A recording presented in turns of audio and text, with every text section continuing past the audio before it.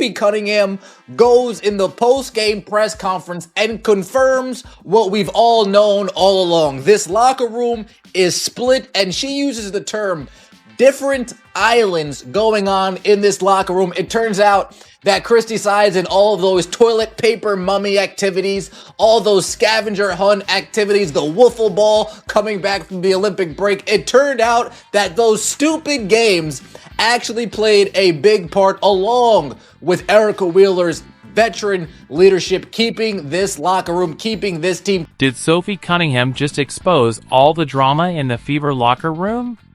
Word is, the team's divided, and the front office is dodging responsibility like it's a game of hide and seek. Who's arguing? Who's pretending to be friends? And why does this feel more like a reality show than a basketball team? Sophie just lit the fuse, and now things are heating up fast. Let's break it down before someone wipes their social media clean. What is going on with the Indiana Fever? Is tensions mounting? Did Sophie Cunningham just expose the truth that's going on with the Indiana Fever? Is there some turmoil brewing? Is there issues in the locker room? And we talk about this. We are circled on everybody's schedule. Everyone, no one likes us, right? So everyone in our locker room, that's the only type of people that we have that we can lean on. And we got to be better in that area. We have got to stay disciplined. We have to stay focused. We need to get consistent, and we got to lean on each other. And I think that we've kind of wavered a little bit on that. We have our own islands, but, as one of the leaders on the team, I got to do a better job of grouping people. And now here we are. Caitlin Clark, the face of everything the WNBA says it wants. Yet they still can't seem to protect her. She keeps showing up, keeps scoring, and keeps staying classy, even though it feels like she's going through a league-approved hazing. She's got the humility of a saint, the grind of a machine, and the patience of someone trained by angels. Cunningham, in the post-game interview, speaks on this team and the islands within the... Everybody's on their own little island. We're going to get back to that real quick. Listen to what Stephanie White said in the offseason. One of her thousands of interviews that I called out. Stop doing interviews. I want some wins. One of her 1,000 million interviews during her press run in the offseason. Somehow, Caitlin Clark is being treated like she's the problem. And it just doesn't add up. Fans aren't obsessed with her because of some random hype. It's because she's a once-in-a-generation talent with a humble attitude. She's not out here acting like a diva.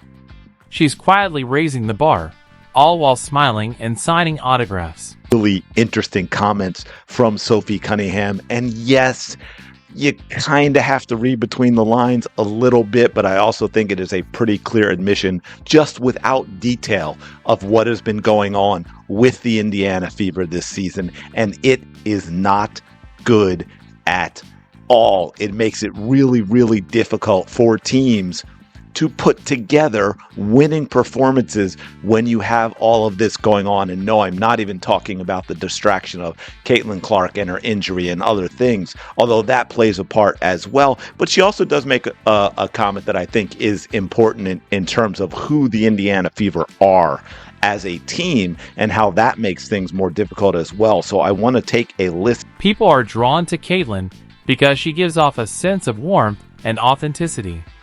It's the kind of kindness that feels like it came straight from her Midwest roots, comforting, like something homemade. She's not just talented on the court, she's genuinely a good person, which feels almost rare in today's sports world. I'm not sure Sophie meant for it to come out like that, but it's something I have suspected for a while, maybe about 4 weeks now.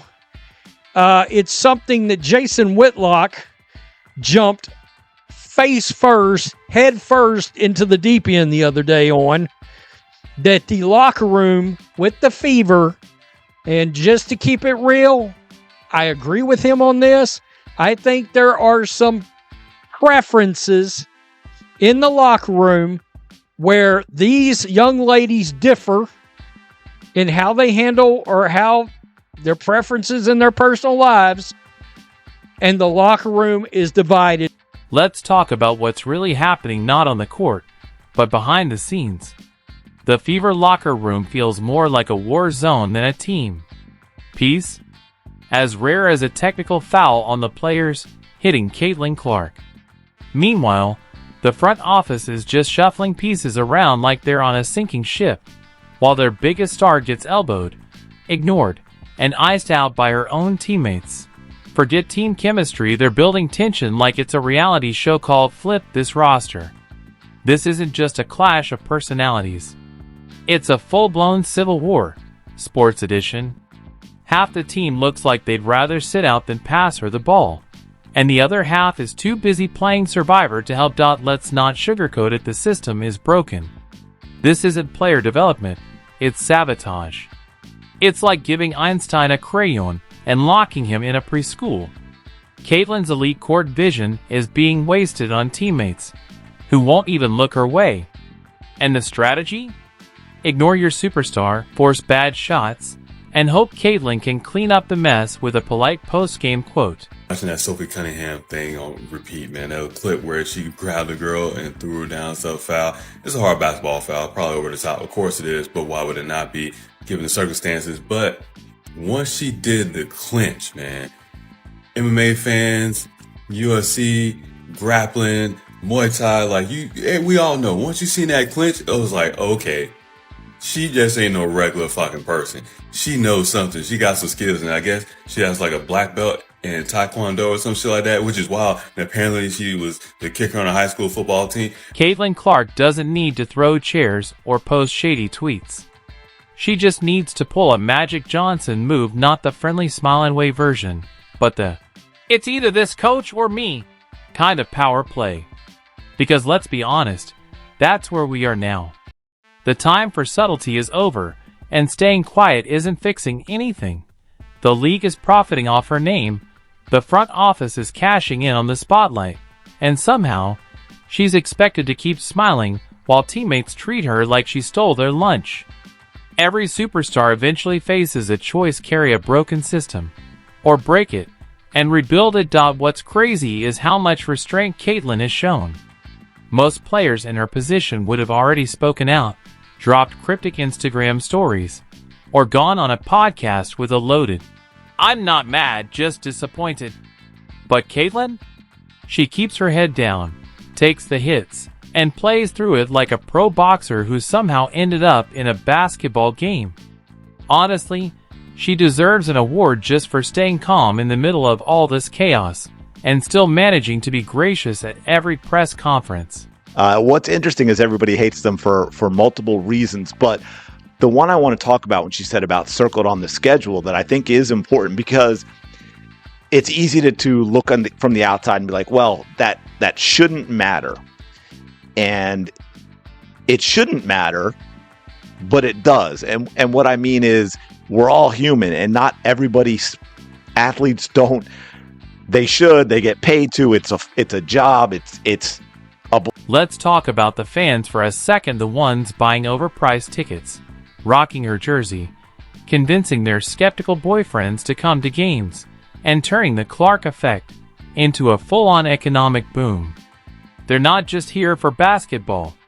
They're here because Caitlin Clark represents something rare: greatness with humility, fame without ego, and the kind of joy that makes people believe in sports again, like it's more than just drama and marketing stunts. And yet, she's stuck in a situation where the very system profiting off her refuses to protect her. Spare us the "she's just a rookie" excuse. At some point, you stop pretending she's just another player and start recognizing what she really is: the golden goose of the WNBA. And right now, that goose is getting cooked. She doesn't just need encouraging words, she needs real support. Not, "you got this, girl," but actual structure, a coaching system that uses her strengths, teammates who want to win, not undermine, a front office that remembers its job is to build around her, not let her drown in dysfunction. Taking accountability. Now, I can't say that last play with the 5-point swing.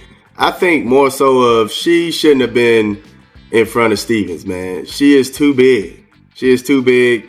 Yeah, I get it, box out, but it was better to have Boston in her spot. Now, I did hear Stephanie White take accountability on that one. She was like, yeah, it's probably on me. I should have switched them too, made sure we had the big right there, but, you know, it just slipped her. But, yeah, I think in that instance, it should have been Boston right there. It's big on her to take the accountability, but, yeah, Boston should have been there. She could take fault in it too, because it's also like you have to recognize what's going on, right? Right now, the chemistry experiment is exploding and Caitlin Clark is the only one trying to clean up the mess. While we're all sending prayers and good vibes, let's also send a memo to the league office. Stop acting like none of this is happening. She's not asking for special treatment, she's asking for basic fairness. There's a huge difference between treating someone like a superstar and simply treating them like a human being, one who shouldn't have to ice her whole body after every game just for being the target of cheap shots. She's being treated like a piñata while the league turns a blind eye. And let's be clear, the blueprint for this already exists. Magic Johnson did it in LA, LeBron did it in Cleveland. This isn't just about basketball anymore, it's about principle. It's about leadership. The WNBA has a real chance right now, a shot to grow, to go mainstream, to evolve. And that path runs straight through Caitlin Clark. But instead of building around her, they're fumbling the bag, the script, and the entire plot. She's out here playing 4D chess in a league that's still arguing over checkers rules. So after last night, another collapse by the Indiana Fever and giving up a fourth quarter lead to lose the game, Sophie Cunningham had pretty interesting words in the post game, after the post game interview, and what she said pretty much spot on for what everybody has been thinking, or some of us have been thinking, is that there is some kind of issue in the locker room, and she put it plain and simple as we could get it. And maybe this could lead to what DeWanna Bonner left. Now, there could be some issues, there could be some players, and we already know that there's a gender out against the... If the Fever won't step up, Caitlin Clark needs to force the conversation. Make it uncomfortable. Because silence doesn't keep the peace, it just lets the problem rot. This is the moment to speak up. Not for headlines, but for her career and for every little girl watching her and thinking, that's who I want to be. Right now, that dream looks a little bruised. God bless her for not snapping, not clapping back, for showing up night after night, when most of us would have faked an injury and booked a beach vacation. She's been the adult in the room long enough. It's time to flip the script. The system isn't just broken, it's rigged. And Caitlin doesn't need to adjust to it. The system needs to evolve around her. So here's the play demand better loudly and publicly. Do it in a way that can't be ignored. She's a walking endorsement deal with a halo. But the kindness? It's expired. The grace period? Over.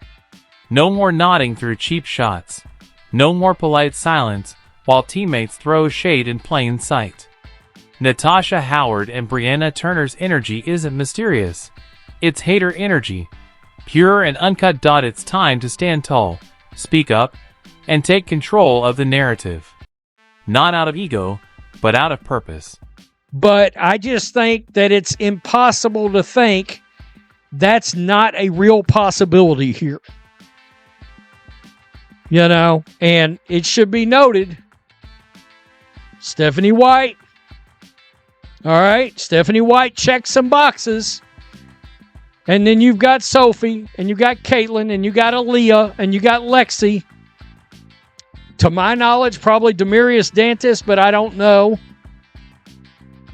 Michaela Timpson, I don't know. That don't check some